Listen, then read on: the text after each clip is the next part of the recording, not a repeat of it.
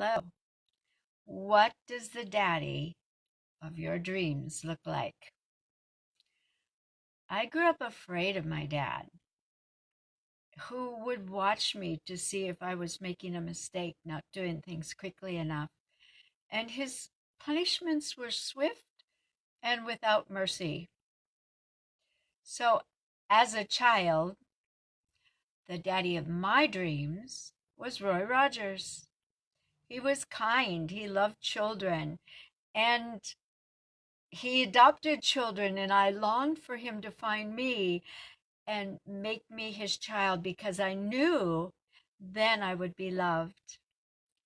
Hello, Linda. Hello, Robert. Welcome.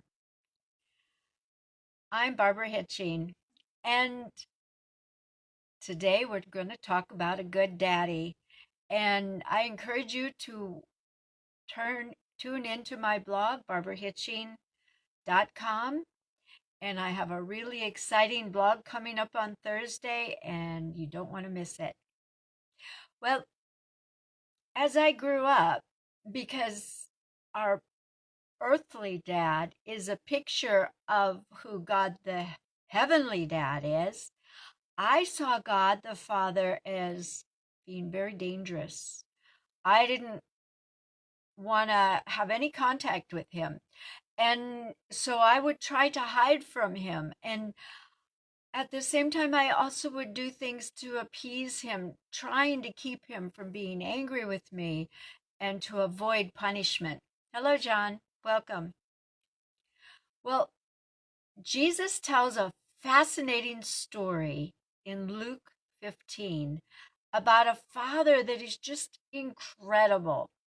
And I was amazed because as I started studying this passage, looking at it through the eyes of the Middle Eastern context, I began to see a dad in a whole different context. Good morning. How are you, Chinez? The Father represents our Heavenly Father, and in this story, he's kind and compassionate, not angry, not vicious, not punitive. And yet, according to the Middle Eastern context, he should have been angry and punitive when the younger son came and demanded his inheritance. But instead, this father treated his son with compassion.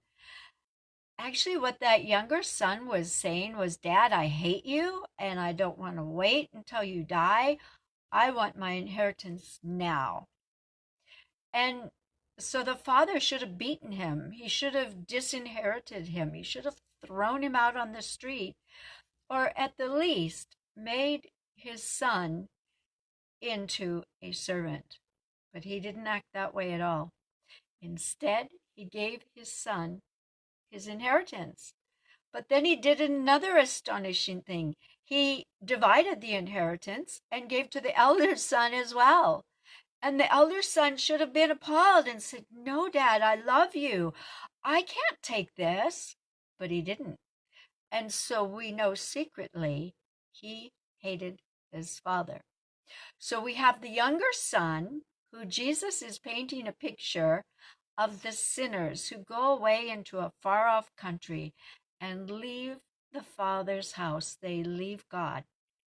But then there's the elder son, the elder brother, and he is religious and righteous and does all the right things. He stays in the Father's house, but he has no love, no compassion, no concern for his younger brother, and no concern for his father. Now, when the younger son leaves, there would have been a ceremony called a kisasa, and the community would have gathered together and had a ritualistic ceremony where they would proclaim the younger son dead to the community. What he has done has hurt the community, so as far as they're concerned, he's dead. Now we're going to go fast forward to the end of this story. The father, who should be angry, is not. Instead, every day, he's up on the rooftop looking for his son, longing for his son. And one day his heart just nearly pounds out of his chest. And he realizes, that's my son. That's my son. That's the way he walks. I know it. It's my son. Now, the son was a very far way off. And the father knows what is going to happen. When the community recognizes that wayward son is returning, they are going to treat him with contempt and hostility. They will mock him and belittle him. They will throw mud at him. They will throw dung at him. Some may throw stones at him. And his return to his father's house will be really like a nightmare. And so the father does something astonishing. Why? Because he loves his son. And so he runs down through the house, he lifts his garment, and he runs through the streets, not worrying about what he might step in. And I assure you, you need to watch your footsteps, where you place your foot. He doesn't. And so instead of the community focusing on the son, their attention is riveted on the father. And they start running alongside the father, mocking him. I don't know if you've ever been the brunt of a joke, but behind many jokes is a maliciousness, the desire to hurt. And that would have happened. There would have been mockery and scorn and just horrible things said to the father.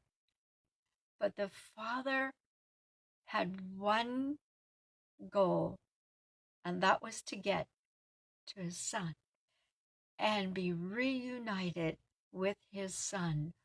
What a father who took the punishment that belonged to his son.